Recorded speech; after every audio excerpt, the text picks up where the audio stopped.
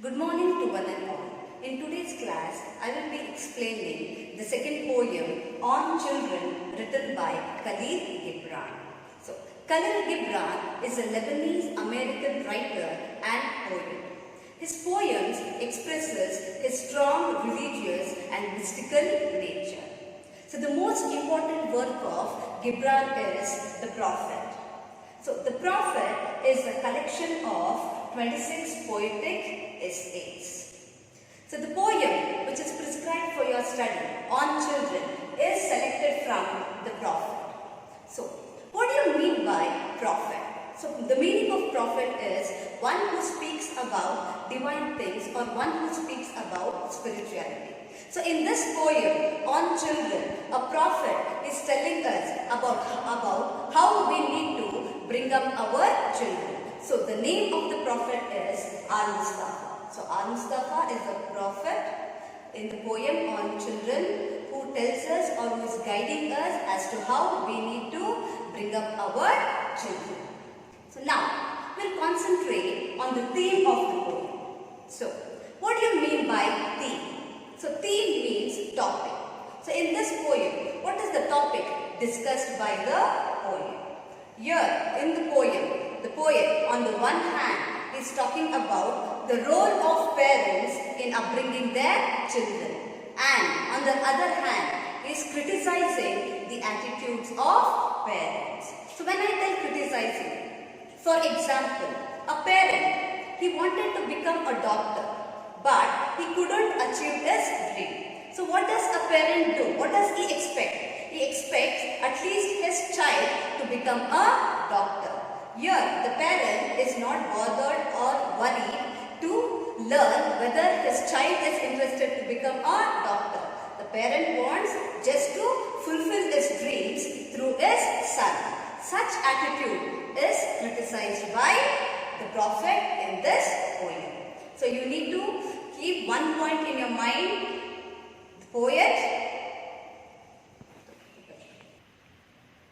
The poet is not criticizing all the actions or attitudes of the parents here. He is just criticizing certain actions or attitudes. So now we'll discuss the poem. So the first line of the poem, it begins with and. So and is a conjunction. So you can see here the poem begins abruptly. Abruptly means it begins suddenly. And a woman who held a babe against her bosom said, "Speak to us of children." So who is speaking here? A woman who is carrying a baby. She is addressing the prophet, or she is questioning the prophet, or she is requesting the prophet to tell them or to speak to them about children. Here, observe the pronoun, speak to us. The us refers to the people or the devotees who are gathered there. So all of them are eager to listen from the prophet. Here the prophet is advising or preaching the parents as to how they need to bring up their children. And a woman who held a babe against her bosom said, "Speak to us of children." And he said, so observe the pronoun he here. So here he refers to the prophet. So now the prophet is speaking. Your children are not your children. So what is the first line uttered by the prophet? What is he telling? He is telling that your children are not your children. So if you tell this statement to a parent, it will be a shock to the parents. So the parents cannot digest this sentence. So what do you mean by your children are not your children? It means that parents, as they give birth to their children, they believe that children belong to them, or they start treating their children as their sole property, or they become over-possessive towards their children. So this is considered as wrong.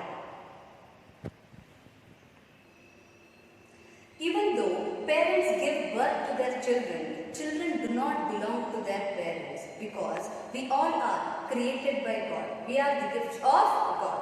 So we all are created by God, and we belong to God and then to our parents. So that is why the poet is trying to tell us that your children are not your children. It It means that don't consider your children as your own sole property because they belong to God.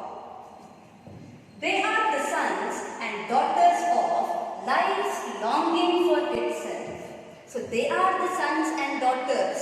So to whom do the children belong to? Children are the sons and daughters of life's longing for itself. So what do you mean by the phrase life's longing for itself? Here, life's longing for itself means it refers to God or nature.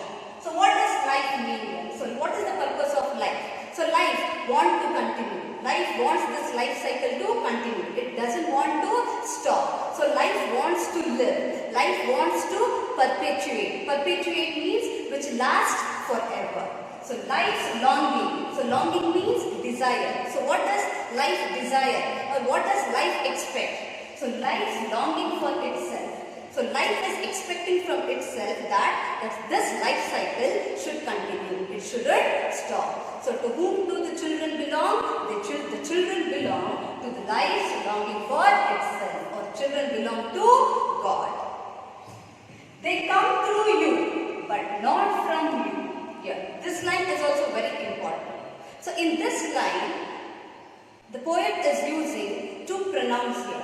They are, they and we. So all through the poem, the poet uses these pronouns. These pronouns are very important and you need to know what do these pronouns refer to. So here, he and his refers to God. So the pronouns he and his is used in the last three lines of the poem and it is written in capital letters and that refers to God. Whereas in the second line of the poem, I told you, and he said, there he refers to the prophet, so it is written in small letters. Whereas the pronoun they stands for children and you refers to parents. So these two pronouns are important. They might ask this for one word. What does they and you refer to in the poem on children? They refers to children and you refers to parents. So they come through you but not from you. So observe this line. They come through you but not from you. The poet uses two prepositions here. Through and from. So what do you mean by this line? Now for example, just assume that there is a river or a lake. So from the river you want water. So how do you bring water inside your house? So here what do? We use pipe. Pipe is used as an instrument or as a channel to bring water from the river inside your house. So did you get it? So the same way, God is using parents as an instrument or as a vehicle to bring children into this earth. So that is the meaning of they come through you but not from you. So even though parents give birth to their children, even though children come through parents, they don't belong to parents because they are created by God and they belong to God. And though they are with you, yet they belong not to you. So, and though they are with you.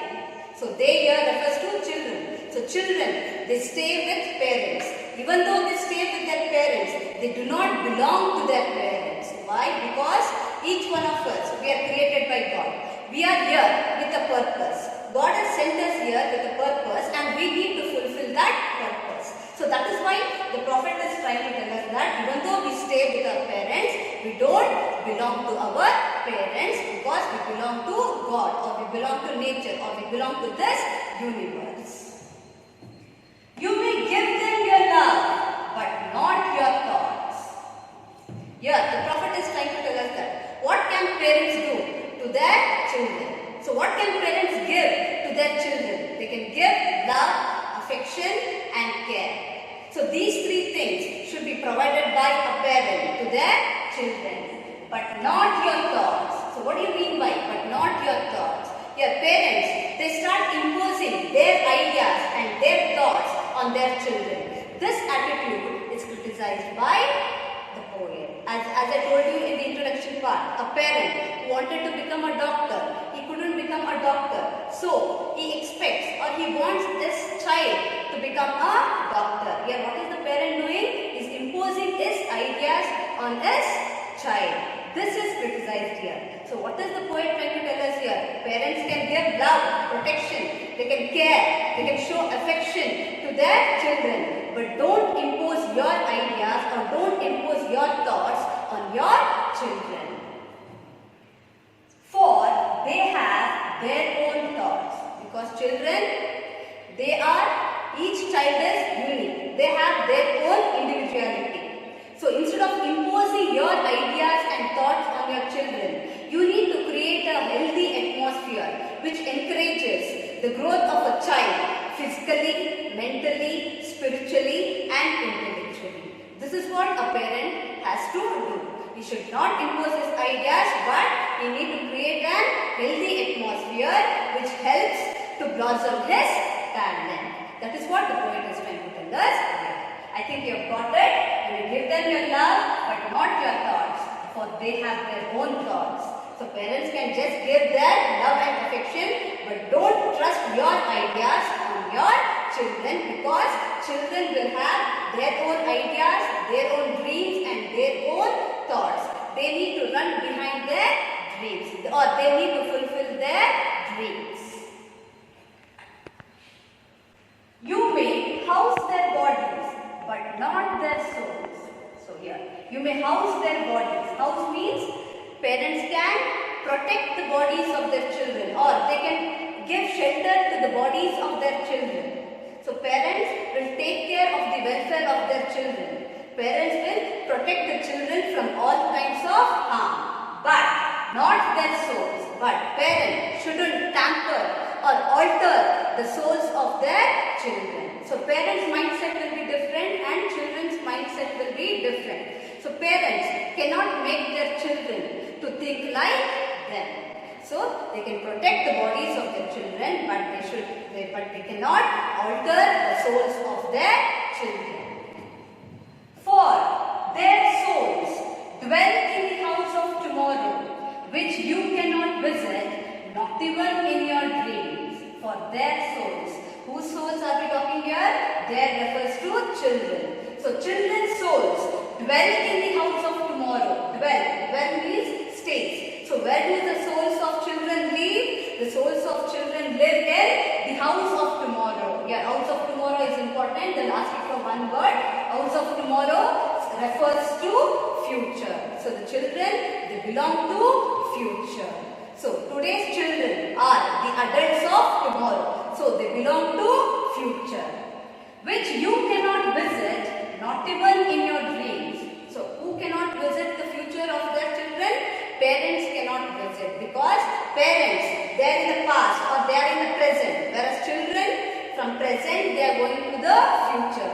So children will lead the life cycle to move further. So they will be going to future. They will be seeing the future which cannot be seen by their parents. So parents cannot design the future of their children. They cannot dream what is stored in their children's future. So children, they belong to future, and parents, they cannot see or they cannot predict the future of their children.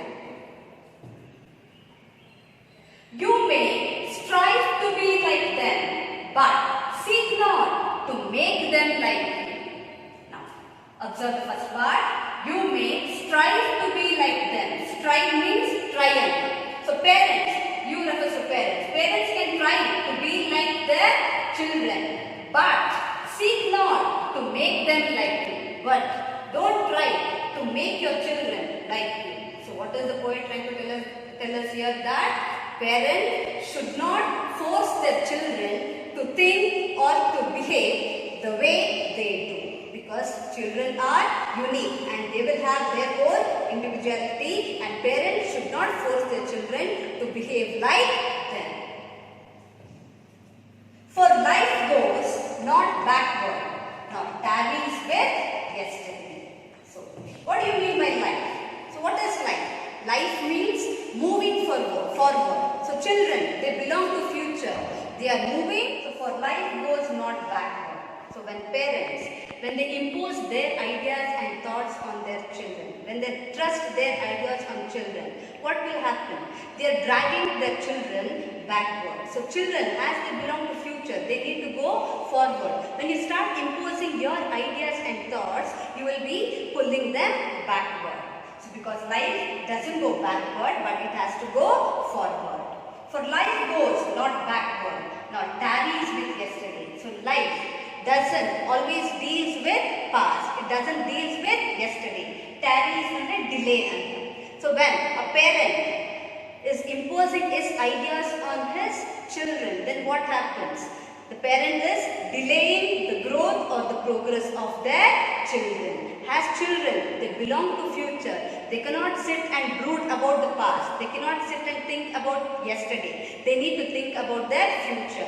If they go on thinking about yesterday or about past, their future will be disturbed. So children should forget the past and they need to think about future. So parents shouldn't impose or trust your ideas on your children.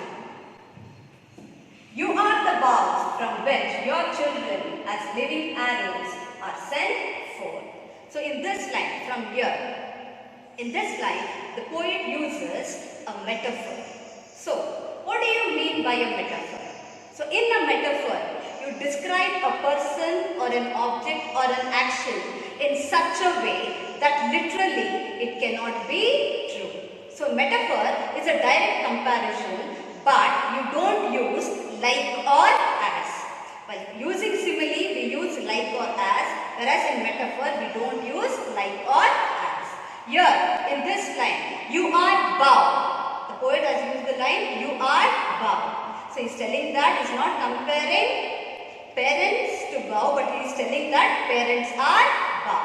So here the poet uses the images of archer, bow and arrow to show the relationship between God, parents and children. So metaphor of bow, arrow and archer. So archer refers to or stands for God the Almighty, and bow refers to parents and arrow refers to children. So these 3 points are very important. Then ask it for one word. So what do you mean by archer, bow or arrow? So archer refers to God, bow refers to parents and arrow refers to children. So now, you are the bow. So you refers to parents. Parents are called as bows, from which your children as living arrows are sent. Here, bow refers to parents and living arrows refer to children. So God is using bows or parents as an instrument to bring children or arrows into this earth.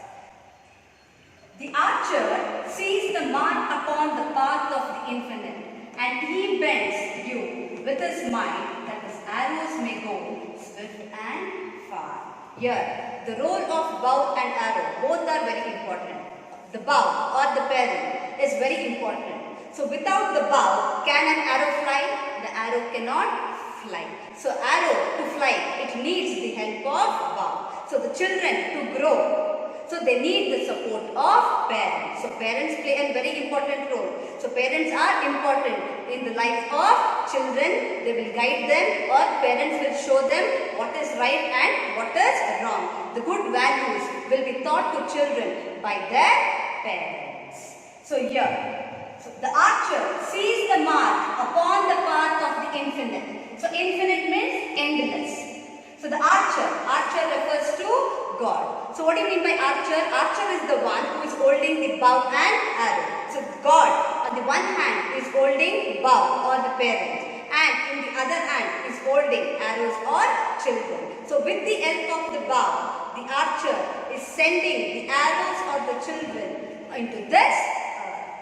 The archer sees the mark upon the path of the infinite. Sees the mark upon the path. So path, the life is a journey. So we are walking in that path. So we don't know where we will be landing there. So that path or the life journey is endless and our destiny is already fixed there. So what is God doing here, or what is archer doing here? With the help of bow, he is shooting the arrow or the children into that path. And he bends you with his mind that his arrows may go swift and far. Here, observe the pronouns he and his. So these two pronouns are written in capitals because here he and his refer to God. And he bends. So who is bending here? God, or the archer is bending the bow. He bends you. Here you refers to parents or bow with his might. So might means strength. So God is using his strength to bend the bow. That is, arrows may go swift and far. So now the bow. So the role of bow is very important. So the bow should be stable. It should be stable in one place, and it should be firm, and it should be flexible to the will of God or archer. Only when the bow is stable and flexible, only then the arrow can fly swiftly and it can reach its destination. If the bow is not flexible, then the arrow cannot fly. So the role of bow or the parents is very important. So and he bends you with his might, that is arrows may go swift and far. So what is God doing here? He is bending the bow so that the arrows or the children can reach their destiny. Let your bending in the archer's hand be for gladness. Here, let your bending here refers to parents or the bow. When you bend the bow, so bending symbolically stands for the sufferings or the pain or the trouble which parents have to undergo to upbring their children. And how do the parents bend? They need to bend gladly. Gladly means they need to bend happily for the future of their children. For even as he loves the arrow that flies, so he loves also the bow that is stable. So in the last line, so what is the poet telling us here? He's talking about God. So in the eyes of God, both are equal. Bow, parents or arrows or children, both are equal. God equally loves both the bow and arrow. For even as he loves, he refers to God. So God loves the arrow. So arrow refers to children. They are flying because children, they need to go to future, so they will be flying. God loves the children that flies. So he loves also the bow that is stable. God also loves the bow or the parent who are stable. So the bow should be stable or firm in its place. Only then an arrow can fly and reach its goal. Now, I'll just sum up the poem once.